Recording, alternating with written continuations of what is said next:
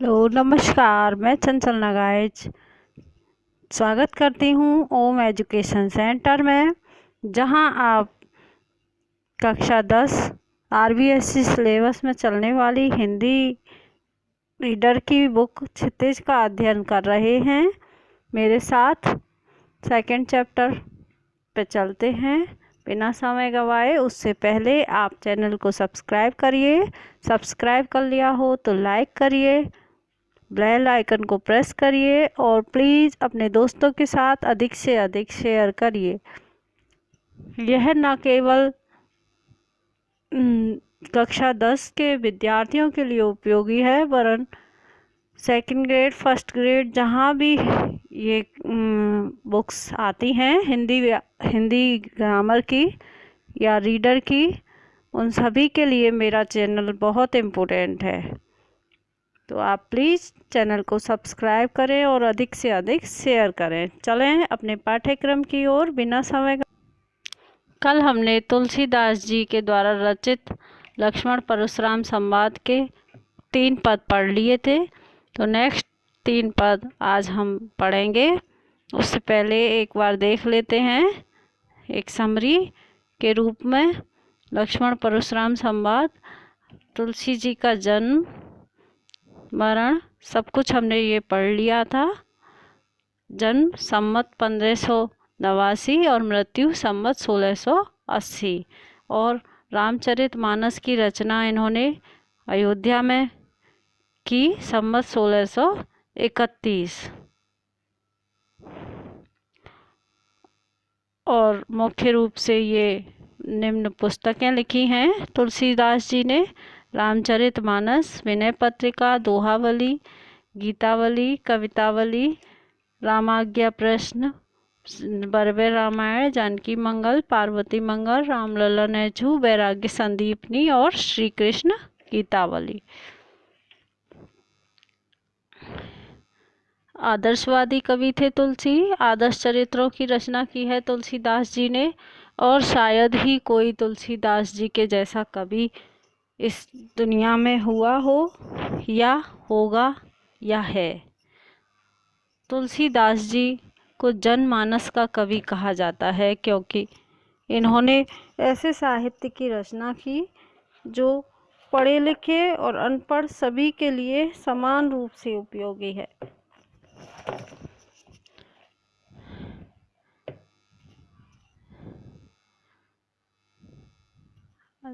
लक्ष्मण परशुराम संवाद इनके रामचरितमानस से लिया गया है, जिसमें हमने ये पहला चौपाई खंड पढ़ लिया था। राम जी कहते हैं कि धनुष का भंजन करने वाला आपका ही कोई दास होगा, मेरे लिए क्या आज्ञा है, मैं सेवक हूँ, तो आप कहिए। तो परशुराम जी कहते हैं कि सेवक तो वह होता है जो सेवकाई करता है, अर्थात सेवा करता है। इसी पर लक्ष्मण व्यंग्यवाण करते हैं कि ऐसी बचपन में तो हमने बहुत सी धनुषियाँ तोड़ी हैं, तब तो आपने बिल्कुल रोष नहीं किया। तब लक्ष्मण के व्यंग्यवाणों से परशुराम जी और भी अधिक क्रोधित हो जाते हैं और कहते हैं कि लक्ष्मण, यह त्रिपुरारी का धनुष है जिसे तुम धनुइयों के जैसा बता रहे हो। नेक्स्ट, वह अपने मुंह से अपनी बड़ाई करते हैं कि मैंने जाने कितनी बार, मैं बाल ब्रह्मचारी हूँ, मैंने कितनी बार सहस्त्रबाहु की भुजाओं को छेदने वाला मेरा फरसा नहीं देखा, मैंने जाने कितनी बार इस पृथ्वी को क्षत्रियों से विहीन करके ब्राह्मणों को दान दे दिया है। तो यहाँ तक हम पढ़ चुके थे। जो बिलो के अनुचित कहे, क्षमऊ महामुनि धीर, सुनि सरोस भृगवंश मणि, बोले गिरा गंभीर। अर्थात परशुराम जी से लक्ष्मण जी कहते हैं, पहले तो उनको खूब उकसाया और अब कह रहे हैं कि हे परशुराम जी, आपके तो वचन ही कठोर और वज्र के समान हैं, फिर आपने यह धनुष बाण क्यों धारण कर लिया है? इसलिए इन्हें देखकर यदि मैंने कुछ अनुचित कह दिया हो, अर्थात आप महामुनि दिखते नहीं हैं, क्योंकि आपने जो परश और धनुष बाण धारण कर रखे हैं इनसे आप महामुनि के लक्षणों पर खरे नहीं उतरते। तो मैंने इन्हें देखकर यदि कुछ अनुचित कह दिया हो तो हे धैर्यशाली, हे महामुनि, मुझे क्षमा देना। लक्ष्मण जी के ये व्यंग्य वचन सुनकर रघुवंश मुनि परशुराम और भी क्रोधित हो गए और गंभीरता से बोले, कौशिक सुनऊं यह मंद यहु बालक, कुटिल कालवश निज कुल घालक। कौशिक अर्थात ब्रह्मा जी वो विश्वामित्र जी को संबोधन कर रहे हैं। कौन? परशुराम जी विश्वामित्र जी से कह रहे हैं कि हे कौशिक, हे विश्वामित्र, सुनो, यह बालक बड़ा कुबुद्धि और बड़ा कुटिल है। कुटिल कालवश निज कुल घालक, और काल के वशीभूत होकर अपने कुल का नाश करने वाला है। भानुवंश राकेश कलंकु, निपट निरंकुश अबुध असंकु, अर्थात भानुवंश अर्थात सूर्यवंश। सूर्यवंश में ऐसे है, सूर्यवंश की कीर्ति को अर्थात कौन नहीं जानता। सूर्यवंश बहुत उज्जवल कीर्ति वाला वंश है, लेकिन सूर्यवंश की कीर्ति में यह बालक उसी के समान है जैसे राकेश कलंकु, अर्थात चंद्रमा में जैसे कलंक हो। जैसे चंद्रमा में कलंक दिखाई देता है, ऐसे ही यह बालक सूर्यवंश का कलंक है। निपट निरंकुश अबुध असंकु, और यह सभी तरह से उद्दंड और मूर्ख और अबुध मूर्ख और असंकु मतलब निडर है, निरंकुश है, इस पर किसी का अंकुश नहीं है। काल कवल होई छन माई, कहूँ पुकार खोर मोहिनाई। यह अभी क्षण भर में काल का ग्रास हो जाएगा। परशुराम जी अपना क्रोध प्रदर्शित करते हुए कह रहे हैं कि यह बालक अभी मेरे कुठार से काल के गाल में चला जाएगा, अर्थात काल का ग्रास हो जाएगा। मैं पुकार कर कहता हूँ, मैं चिल्ला कर कह रहा हूँ, कोई मुझे दोष मत देना। खोर मोहि नाही, मेरा खोट नहीं है। तुम हटकऊँ जो चाहूँ उबारा, कहे प्रताप बल रोष हमारा। किससे कह रहे हैं? विश्वामित्र जी से, कि तुम यदि इसकी रक्षा करना चाहते हो तो इसे हमारा प्रताप, बल और क्रोध बतलाकर रोक लो, हटक लो। हटक लो मतलब फटकार लगाओ, अन्यथा यह बालक अभी काल के बस में, काल का ग्रास हो जाएगा, काल के मुंह में चला जाएगा। लखन कहेऊ मुनि सुजस तुम्हारा, तुम्हें अछत को बरने पारा। लक्ष्मण जी भी आग में घी डालने का काम कर रहे हैं। बड़ा सुंदर लिखा है तुलसीदास जी ने। वे कहते हैं कि हे मुनि, आपका सुजस आपके अलावा अन्य कौन अच्छी तरह वर्णित कर सकता है। आपने अपनी करनी का वर्णन अनेक बार, बहुत प्रकार से, अनेक बार तुम्हें अछत को बरने पारा।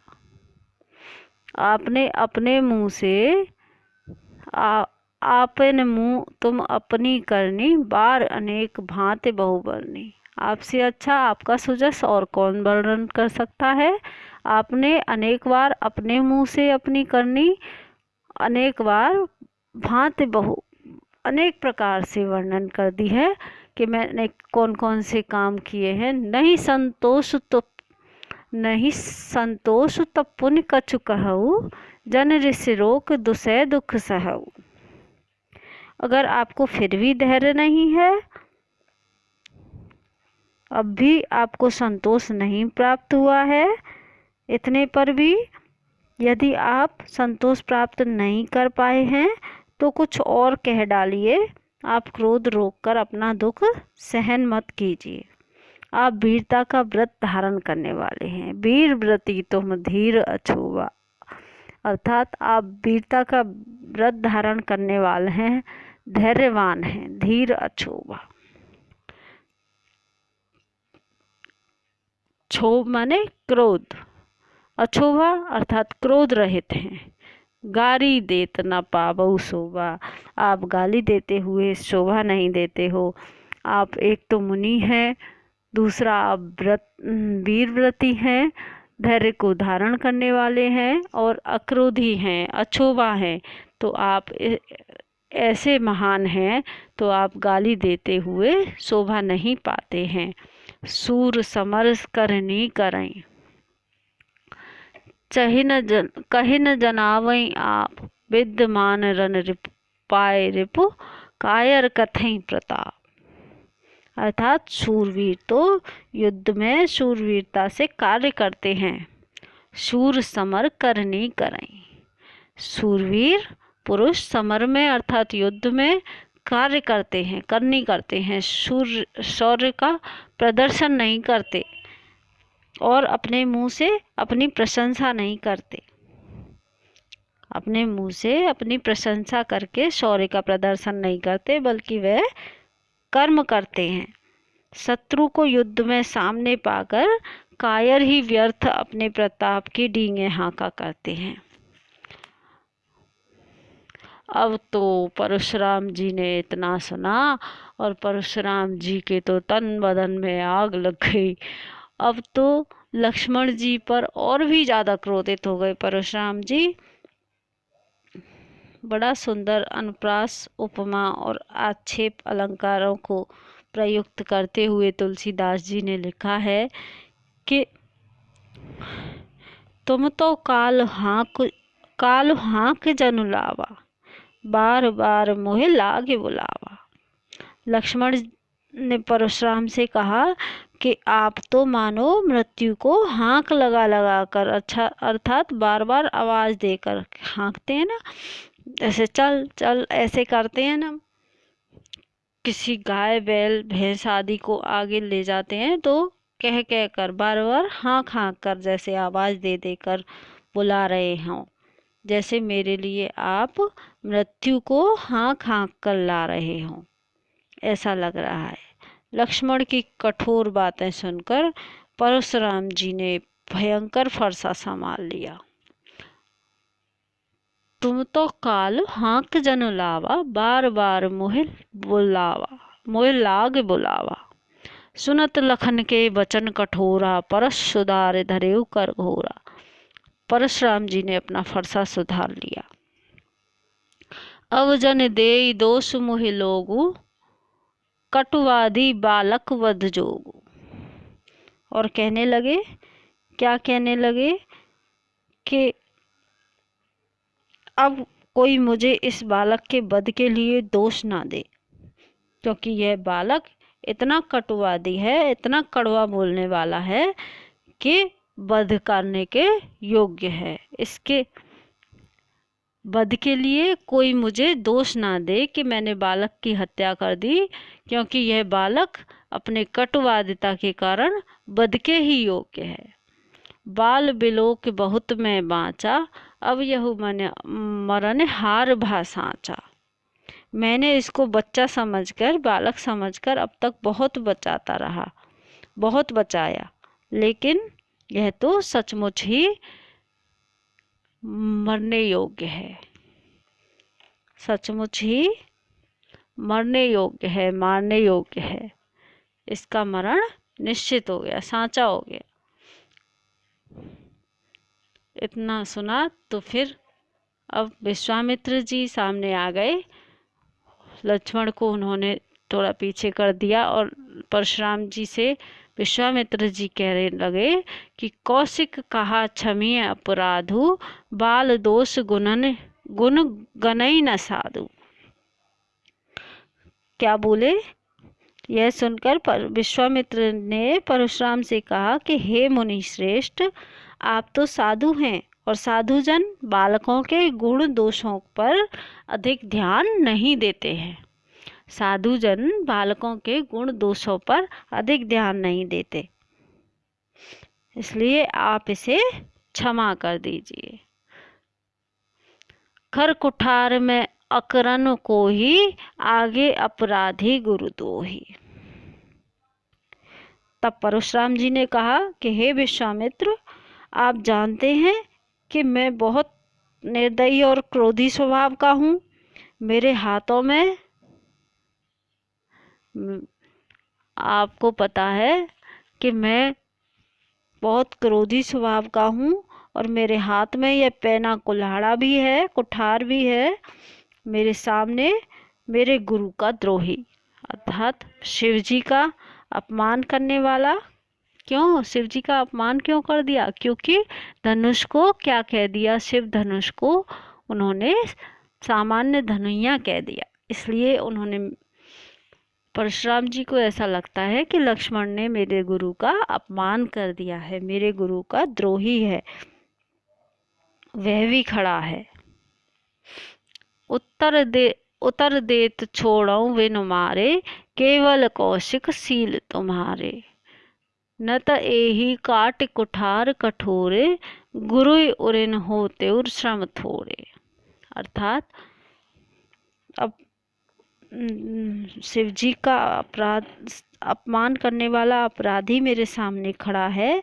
यह बार बार उत्तर पर उत्तर दिए जा रहा है, मतलब इतने कटुक वचन कहे जा रहा है। इतना होने पर भी यदि मैं बिना इसे मारे छोड़ रहा हूँ तो केवल तुम्हारे प्रेम और सद्व्यवहार के कारण, तुम्हारी शीलता के कारण। हे विश्वामित्र, केवल तुम्हारी शीलता के कारण मैं इसको, केवल कौशिक शील तुम्हारी शीलता के कारण मैं इसको छोड़ रहा हूँ, नहीं तो यही काट कुठार कठोरे, इस कठोर कुल्हाड़े से इसको काटकर गुरहि उरिन होते श्रम थोड़े। अर्थात गुरु के ऋण से मैं ऋण हो जाता, ऋण मुक्त हो जाता थोड़े ही श्रम में। मुझे ज़्यादा श्रम भी नहीं करना पड़ता इसे काटने के लिए, और क्योंकि इसने मेरे गुरु का अपमान किया है, और मैं इसको काटकर अपने गुरु ऋण से थोड़े ही श्रम से ऋण हो जाता, अर्थात ऋण मुक्त हो जाता। परशुराम की बातें सुनकर विश्वामित्र जी क्या कह रहे हैं? गाद सुन के हृदय हस, सुनी हरिय सूझ, आय मैं खान न उख मैं, अजऊ न बूझ अबूझ। अर्थात परशुराम जी की बातें सुनकर विश्वामित्र जी अपने मन ही मन में हृदय हंसे। गाद सुन के हृदय हंस, परशुराम जी की बातें सुनकर विश्वामित्र जी हृदय में ही हंस रहे और सोचने लगे कि देखो परशुराम जी को कैसा हरा ही हरा सूझ रहा है। अर्थात सभी क्षत्रियों को हराने के कारण मुनि हरिय सूझ, अर्थात हरा ही हरा सूझ रहा है। सभी क्षत्रियों को हराने के कारण इनको राम लक्ष्मण को भी हरा देना अत्यंत सरल जान पड़ रहा है। इनको ऐसा लग रहा है जैसे मैंने सभी क्षत्रियों को हरा दिया तो इनको भी मैं सरलता से हरा दूंगा। इन्हें सामान्य क्षत्रिय समझने की भूल कर रहे हैं। ये इस बात से अभी तक अनभिज्ञ हैं कि उनके सामने गन्ने के रस से बनी हुई खांड नहीं है। अयमय खांड न उखमय, मतलब गन्ने के रस से बनी हुई खांड नहीं बल्कि लोहे से बना अयमय खांड न ऊखमय, अर्थात यह खांड खंभा यह खाना अयमय का है। अयमय अर्थात लोहे का है, न कि ऊखमय, ईख नहीं है, अर्थात ईख नहीं है, अर्थात यह गन्ने के रस से बना हुआ खाना नहीं, यह तो लोहे का खाना है जिसे अर्थात राम लक्ष्मण कोई सामान्य योद्धा नहीं, यह तो महापराक्रमी हैं, परंतु परशुराम जी अभी तक इनके प्रभाव को नहीं समझ पा रहे हैं। अजहु न बूझ अबूझ, अभी भी उनको पता नहीं चल रहा, वह बूझ नहीं पा रहे इस अबूझ पहेली को कि यह लोहे का खाना है, ऊख में नहीं है, लोहे की तलवार के समान है। देखने में जो शीतल गन्ने के रस से बने हुए दिखते हैं वह तो लोहे की तलवार के समान है। कहेउ लखन मुनि शील तुम्हारा, को नहीं जान विदित संसारा। लक्ष्मण जी ने फिर से परशुराम जी के क्रोधाग्नि में ही का कार्य किया। लक्ष्मण जी ने फिर से परशुराम जी को उकसाया और कहा कि हे मुनि, आपके शील स्वभाव के बारे में कौन नहीं जानता? यह तो सारा संसार जानता है, इससे तो सारा संसार आपसे परिचित है। कैसे? कहेउ लखन मुनि शील तुम्हारा, को नहीं जान विदित संसारा। मात पितई उर्ऋण भय के, गुरु ऋण रहा सोच बड़े जी के। आप अपने माता पिता के ऋण से तो अच्छी तरह उर्ऋण हो गए, ऋण मुक्त हो चुके हैं, लेकिन इसलिए आप पर अब सिर्फ गुरु का ऋण शेष बचा है, जिसका आप अब तक तो आप पर गुरु ऋण का ब्याज बहुत चढ़ गया होगा, इसलिए आप अब सोजन हमरे माथे काड़ा, दिन चल गए ब्याज बड़बाड़ा। अर्थात माता पिता के ऋण से तो आप ऋण हो गए अच्छी तरह भली प्रकार। वह व्यंग कर रहे हैं, क्योंकि ऐसा कहा जाता है कि पिता के आदेश पर परशुराम जी ने अपनी माता का सिर काट दिया था। तो परशुराम जी के इसी बात पर लक्ष्मण व्यंग कर रहे हैं कि माता पिता के ऋण से आप जैसे ऋण मुक्त हुए, उसको तो सारा संसार जानता है कि आप कैसे माता पिता के ऋण से मुक्त हुए। गुरु का ऋण रह गया है, उसके लिए आपके जी में बड़ा सोच है, उसको आप हमारे माथे मरना चाहते हैं, क्योंकि दिन चली गई ब्याज बढ़ काफ़ी दिन हो गए और उसका ब्याज बहुत बढ़ गया है। अब आनिए व्यवहारी बोली, तुरंत देव में थैली खोली। इसलिए अब किसी हिसाब किताब करने वाले को बुला लीजिए। अब आनिए व्यवहारी बोली, आप अर्थात अब उसका हिसाब किताब कीजिए, मैं तुरंत अपनी थैली खोलकर चुका दूंगा, मैं तुरंत दे दूंगा थैली खोलकर। आप गुरु ऋण मेरे से ले लीजिए, आप मेरे माथे करना चाहते हैं तो किसी हिसाब किताब वाले को बुलाइए, मैं थैली खोलकर तुरंत चुका दूंगा। सुन कटु वचन कुठार सुधारा, हाय हाय सब सभा पुकारा। लक्ष्मण जी के द्वारा कहे गए वचन, कटु वचन सुनकर परशुराम जी ने अपना फरसा साध लिया, एकदम तान लिया, मारने के लिए तैयार हो गए।